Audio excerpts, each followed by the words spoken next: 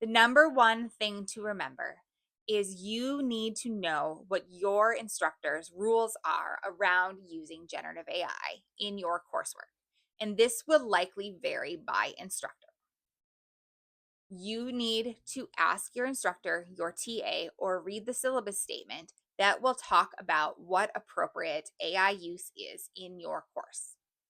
The student conduct code also outlines this at a higher level, but you need to learn from your instructor directly.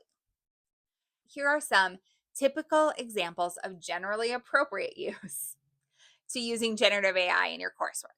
Things like brainstorming ideas, summarizing long text for that initial understanding, but not as a replacement.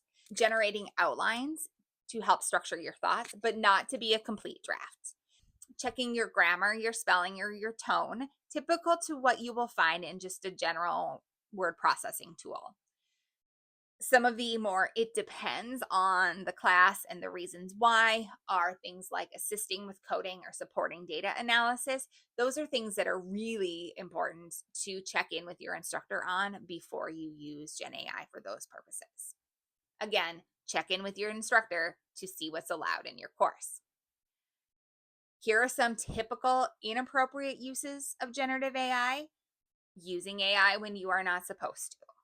Submitting generative AI output as your own original work, uploading material created by others without explicit permission, using GenAI to create things for you without a significant human contribution, generating responses for assignments, exams, and quizzes, fabricating data or sources with generative AI, and misrepresenting GenAI's role in your coursework.